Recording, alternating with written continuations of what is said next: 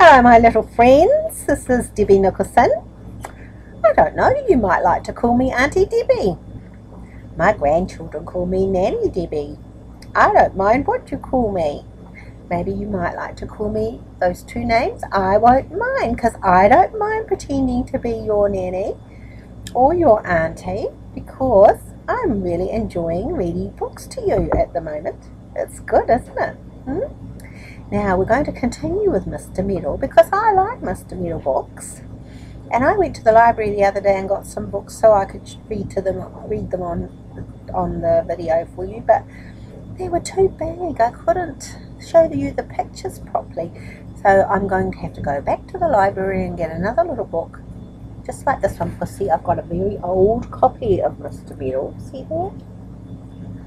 I don't think you realise this is a very ancient copy of Mr. Meddle, because you know, I would be your grandmother's age, probably, and my mother has lots of books that we had when we were little children in her bookcase, and so I managed to get one of those books, and I know she's got a few more, and they're just the right size. So you won't find the particular cover I've got in Amazon if you want to buy the Mr. Meddle book, because there is a copy in Amazon that you can buy if you want to follow up with Enid Blyton's books. They are all available on Amazon, so you can tell your parents that. But I'm reading from very, very old copies that nobody knows that our family still own. Isn't that exciting? Anyway, they're the same stories. So I suggest that if you want to get your own copies of Mr. Meddle or any of the books that I read, just ask Mum and Dad, go to the library, you might be able to get them out for free, or ask Mum and Dad if you want them to stay in your library at home, maybe they might buy you a copy yourself. Okay, now listen, today I'm going to read a story about You're a Nuisance, Mr. Meddle. Now we know our Mr. Meddle gets into a lot of problems, doesn't he? And he's always getting in trouble with his aunts. And I feel sorry for him sometimes, because he's trying his best to do what's right. But you know, some people do their best and they always seem to mess it up somehow. And Mr. Meddle seems to be one of those friends of ours. So, you know, when we're reading his books, we need to feel sorry for him, but we also need to learn from what he's doing so that we don't repeat what he is doing, and so that if we learn little stories from the story we're reading, and that's what happens when you read any book, if you learn a lesson from what you are reading, well then that book has touched your heart, and it will just make you a better little person. Won't that be good? I love reading books. I'm always reading books. And every book I read helps to make me a better person.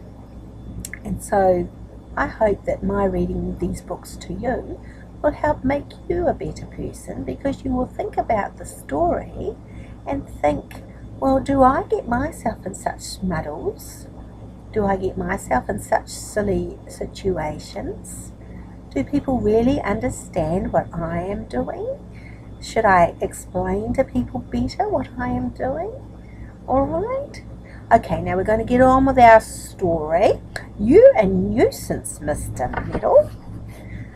Once Mr. Meddle was going down the lane past Farmer Corney's apple orchard, and when he saw a spire of smoke rising up from the village not far off, "My," said Mr. Meddle to himself, "that looks as if someone's house is on fire." 3 small boys came up, and Mr. Meddle spoke to them. "Have you come from the village? Is anyone's house on fire?" "Oh, don't know," said the biggest boy. He turned to look at the spire of smoke. Then he looked at Meddle. Then he looked into the apple orchard, where apples hung ripe and red. He saw there a ladder going up a tree, and at the top of it was Farmer Corney himself, picking apples. Then the little boy spoke again to Meddle. "Well, maybe there is a house on fire," he said.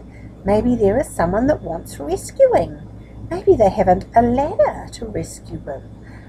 rescue them with, or whatever will they do? Meddle thought it would be fine to be a hero and rescue someone from a burning house. He could see himself going up a long ladder, jumping into a smoky window and coming out with someone over his shoulder. Now this is what the little boy is seeing. See, he can see Meddle, and Mr. Meddle's talking to the little boys. And can you see Farmer Corny up there in the tree getting his apples? And can you see the top of the ladder? And I have a feeling that that little boy is going to get Mr. Meddle in trouble. But we're going to find out shortly as we continue with our story. All right? How the crowd would cheer him. How grand he would feel. I wish I had a ladder, said Meddle. You can't rescue people from burning houses without a ladder. Look, mister, there's a ladder, said the naughty little boy, and he pointed to the one in the orchard nearby. You could take that one. So I could, said Meddle. What a sharp little boy you are. Well, Meddle jumped over the wall and ran to the ladder. He pulled away the ladder up. He didn't see the farmer up the tree. He pulled away the ladder and put it over his shoulder, and the farmer saw someone walking off with his ladder and yelled out angrily, "Hey, bring that back at once! What do you mean by going off with my ladder? Just going to rescue someone from a burning house," yelled back Meddle. "I'll bring it back soon. You go on picking your apples." The farmer was very angry, but he couldn't get down from the tree because the branches were so high above the ground. Now the little boys gave Meddle a cheer as he went over the wall with the ladder and set off down the lane. He felt quite a hero already. The naughty little boy saw the farmer was safely up a high tree and he couldn't get down. So up into the smaller trees they went, and were soon stuffing their pockets with rosy red apples, and the farmer went purple with rage, but he couldn't do anything about it. He didn't want to break his leg by jumping down to the ground. Meddle trotted off down to the village. He met Mr. Jinky and spoke to him. "Where's the fire?" "What fire?" said Jinky. "The house on fire. I'm going to rescue somebody with this ladder," said Meddle. "You know, climb up to a top window." "Oh," said Jinky. "Well, I should find the fire first if I were you." So Meddle thought that was a silly remark. He went on his way looking for the fire, but nobody's house seemed to be on fire. He could still see the spire of smoke rising up in the air, so he went towards it as fast as he could, carrying the heavy ladder over his shoulder. "Now where are you going with that ladder?" asked Dame Trotabout in surprise, when he nearly knocked her over with one end of it. "Just off to rescue somebody from the burning house," said Meddle importantly. "Out of my way, please." "Well, what burning house?" asked Dame Trotabout in surprise. But Meddle had gone round the corner, almost knocking down a lamp-post with the long ladder. At last he came to where the smoke rose high up in the air. But what a dreadful disappointment for poor Meddle. It was only the smoke from Mr. Smiley's garden bonfire. It was a very, very good bonfire, and the smoke rose high from it. Mr. Smiley was piling all kinds of things on it to make it burn well. "So there isn't a house on fire after all, and there isn't anyone to rescue," said poor Mr. Meddle sadly. Mr. Smiley thought Meddle must be mad. "I don't know what you mean," he said. "Why are you taking that heavy ladder about?" Meddle didn't answer. He turned sadly round, almost knocking one of Mr. Smiley's trees down with the end of the ladder, and went back to Farmer Corny's orchard. There he is. See, he's found where the fire is, and that's Mr. Smiley, and he's just building a bonfire in his garden because he's got lots of rubbish that he needs to be burning. And look how long that ladder is. No wonder Mr. Meddle is knocking people over and things around when he walks past them. It's a big long ladder, isn't it? Okie dokie. As soon as he got there, of course, he heard the farmer's angry voice. "You wait till I catch you, you young monkey, stealing my apples like that. You just wait." The naughty boys didn't see Meddle coming back with the ladder, and Meddle saw at once what had happened. And he put the ladder back up the farmer's tree. Well, Farmer Corny was down in a trice. Didn't those bad boys get a shock? My goodness me, there was the farmer at the bottom of their tree, and what a shaking and slapping they got when they came down. They had to empty their pockets of the apples, and off they went howling. Then the farmer turned to Meddle, who was standing nearby watching. "Good thing I brought that ladder back when I did," said Meddle, thinking that he had done the farmer a good turn.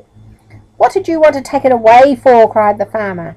And to Meddle's enormous surprise, he found himself caught by the farmer's huge hand and shaken hard, so hard that his teeth rattled in his head, and he was afraid they would fall out. "I'll teach you to take ladders to rescue people," cried the farmer. "I'll teach you to let bad boys get into my trees and steal my apples. I'll teach you to leave me stuck up a tree for ages." He did teach Meddle, for I'm sure he will never take a ladder again and go rushing off to rescue people from a burning house that is only a bonfire. Poor old Meddle.